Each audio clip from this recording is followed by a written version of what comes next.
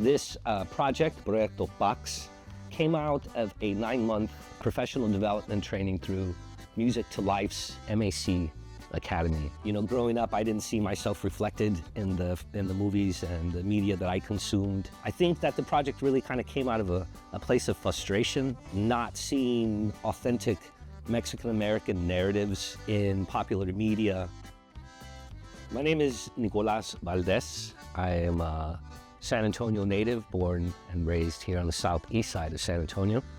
I have been working as a performing artist here in the city for at least the past 25 years. I am the frontman and founding member of Los Nahuatlatos, a poet, a playwright, filmmaker, but at the core of what I do, I like to consider myself a storyteller. The documentary focuses specifically on San Antonio's Chicano music scene. Really what I wanted to do is to give an opportunity for those kind of uncelebrated voices in the local scene to have a place. That includes, female-led bands, members of the LGBTQ community, venue owners, right? And sort of what is the current state of the Chicano music scene. What do you think Chicano music sounds like? Oh, that's a good one, man. A band that you think is a Chicano band, Chicano rock with definite Latin roots and sounds and elements, percussion and horn-driven moments, that just spill out and scream out mariachi and just Chicano sounds. Could be followed up with a metal band that is still consisting of Chicanos, I think we got it all, man. I think we can do it all.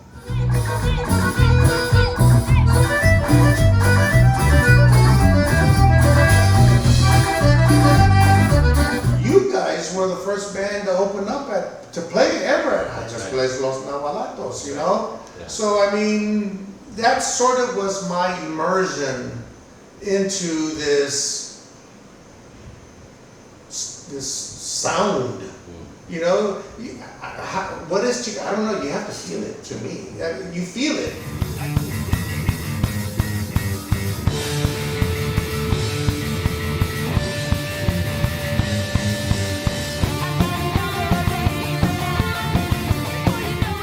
Okay, so already undoubtable, it's passion. I mean, it's just, we put our hearts on our sleeves in our music. And that's exactly what I was gonna say. Yeah. It's passion. I think that's the first thing of the sound. Any of that, of our culture, it starts with the passion. It starts with something to say. Even if it's growing up with the way your grandma flipped a tortilla, it's still gonna be sung in passion, And I think that's the number one ingredient in that coming together. I love that. That's amazing. I mean, do you consider yourselves Chicanos? Is that a label that you use? Say so. We've been putting that, like when genre they of ask us what we are, we say Chicana feminist punk rock. Right. Like, just to kind of explain, it already gives them the narrative of like, okay, they're Mexican American. That's why these songs are in Spanish. It already kind of opens that door. I guess the label just determines on the location. Right, and the Chicano culture, Angeles. like in Chicago, they embraced us, and that's different versus LA versus El Paso. Like I said, El Paso going into Mexico. But they're all there, and it's all the same thing of just, we want to help you, spread your art. When we started Growing Como, we were young. We were youngsters. Nina was a teenager. Yeah. We were 20, and we were learning. We were getting, not just learning as a band, but learning what was going on in the world. We started getting involved in a lot of political things and just opening our eyes. Well, I mean, before Growing Como, that was the idea. Like, we were also influenced by the Riot Girl movement. And we're like, we want to do this, but we want to show our culture too, because it wasn't around then as much. And so that was the plan.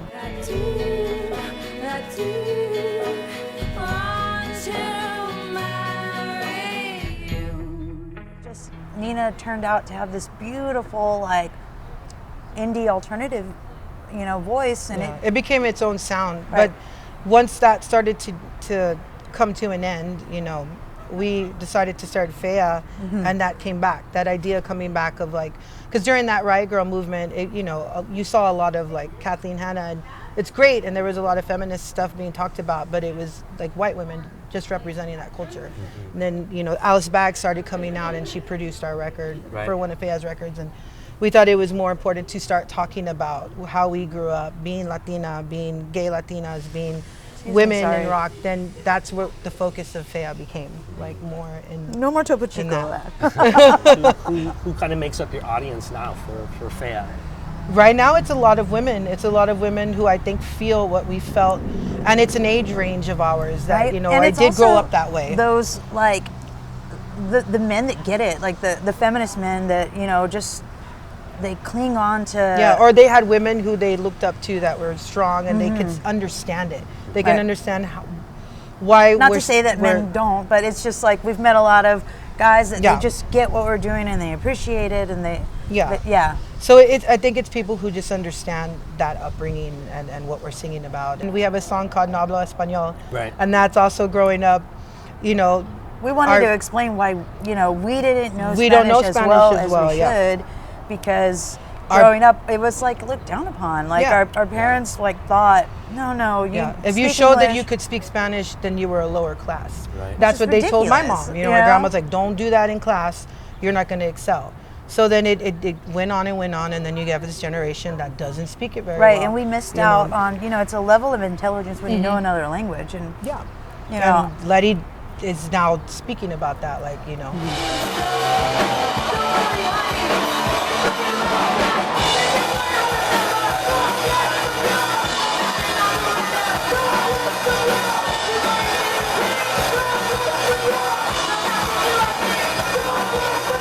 You know, I hear a lot of musicians from like other cities and other regions, and they always talk about how San Antonio is such an amazing place. And they love the food and they love the music. What do you think makes San Antonio so unique in their eyes, and why do you think it's so hard for the industry to take notice? I think, like, you know, all the bands that we've talked to, and they have the typical, like, oh, the Riverwalk is there, and but I think once they're here, they see, like, that we're just this melting pot of Tex-Mex, and I think they can appreciate that. I think that's the big thing about the city is that we tend to take our background and blend it to what we grew up. You know, like if we're listening to Flaco, but like I like punk rock, so like Piñata had done.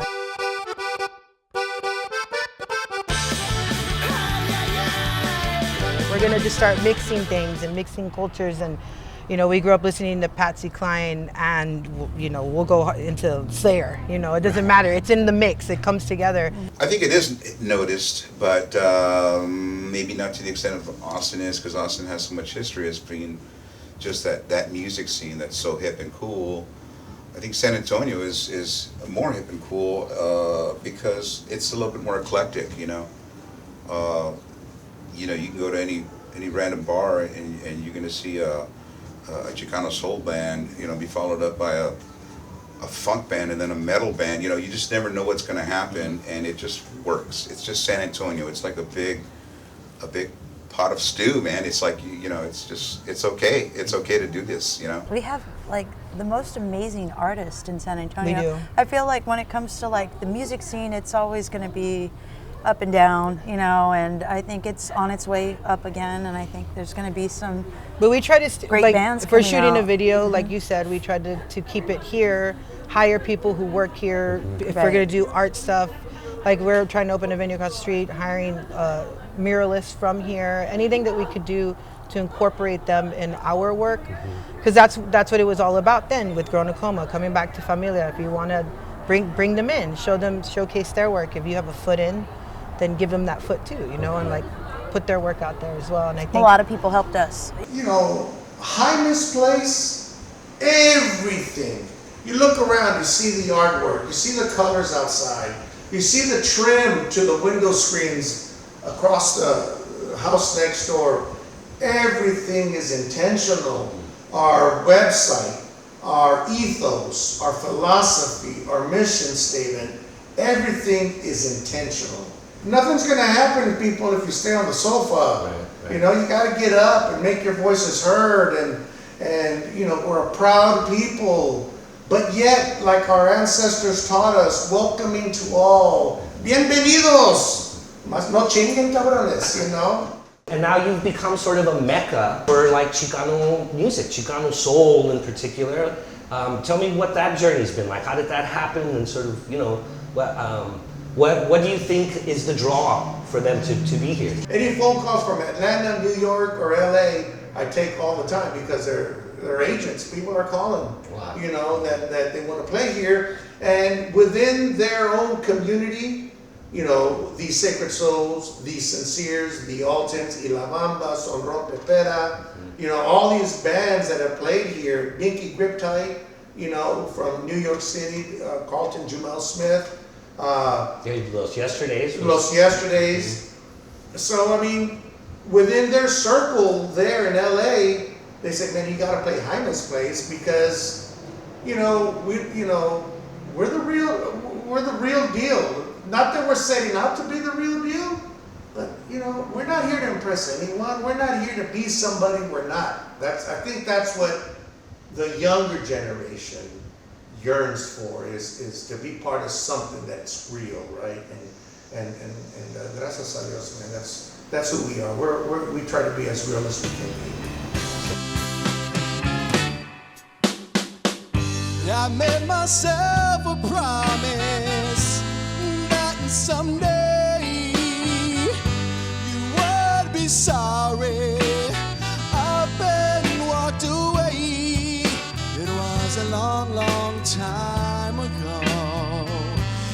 In fact, a year ago today.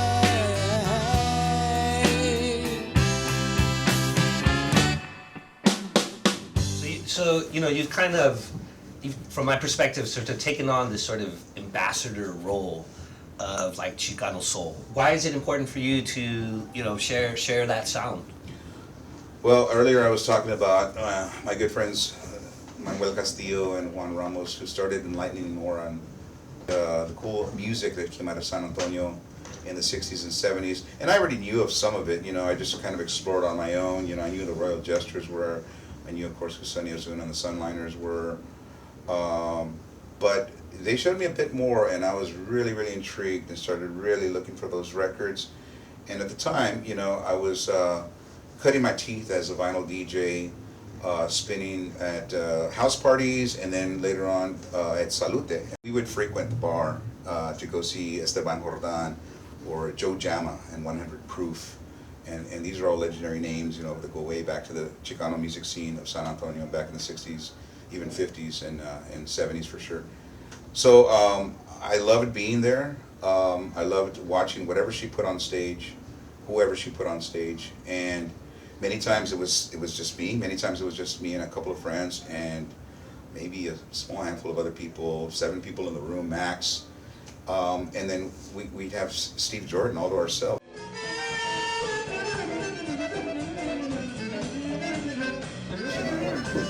This is ridiculously badass, there's nobody here, this is weird, but we loved it, I was absorbing that stuff like a sponge. Asneth gave me a regular DJ night. I was DJing there every Thursday, playing all these records, and again, I was just intrigued with that whole history of music, so I just kept collecting records and kept wanting to share them with people. I wanted to keep DJing, and spreading that gospel of Chicano soul, and just Tejano, Conjunto, and everything else that I was putting out there on vinyl as a DJ.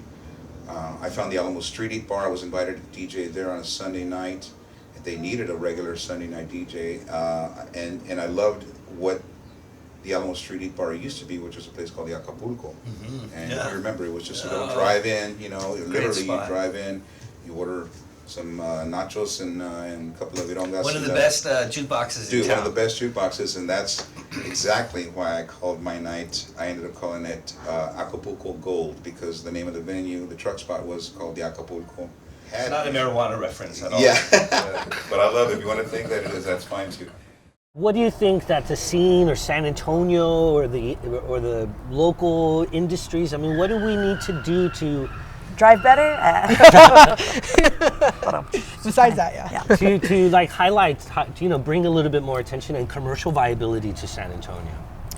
Wow. Okay. So yeah, we were talking about this, and I'll try to say it in the most nicest way. It's just, like I said, we travel. We we hear things, you know, like we hear things from, oh, I went to your city and they just didn't pay me very well, or shitty sound. And, you know, we meet a lot of bands on the road, and we ask about their experience too. I think, you know, I think that's what Vonnie's working on, you know. It's Yeah, just like if we're gonna just continue to bring the arts here, but let's give them a good platform. If you're gonna open a venue, Pay make the sure artist, you're doing it yeah. right. Pay the artists, make sure you're making it worth their time. Make sure you have the equipment so that they sound right. You know, don't do anything half-assed. Everything needs to be given with passion. The word of the day, you know. Yeah. Like you have to, if you have an idea, give it your all. And I think if we want to continue to grow this city like that, we can't get lazy. We have to continue to just put everything in it. Open that venue, do it right. Be in that band, get out there and do the work and do it right. You know, don't rely on other people to do it for you. The positive is that people are becoming aware, you know, of people are more cultural. Maybe we were The younger spoiled, yeah. generation Yeah. are paying attention to how they grew up, how their parents grew up, where we're coming from, and that's amazing. Now utilize that, take it out and spread it. You know, if you're gonna start that music, if you're gonna do that mural, if you're gonna open that venue, just do it right and always work with each other. Like it's not a competition. If you're in a band and you shoot a video, bring in someone who can help you with that. If they can do the camera work, or they can do an art, or, you know, whatever. You're gonna open a venue, let somebody do the mural. Like whatever you can do to help somebody out. Like I think that's how we're gonna elevate the city. And again, just care about what you're doing and get out there. I will continue to be developing this documentary over the next several months. Also looking for support. So if you're interested in supporting this project, we'll have some information available for you to offer some donations, right? These kinds of projects are a challenge to get funding for, and so through the support of people like you, of people like us, this kind of work, you know, has the possibility to exist. I appreciate you taking time to watch this. And adelante, raza.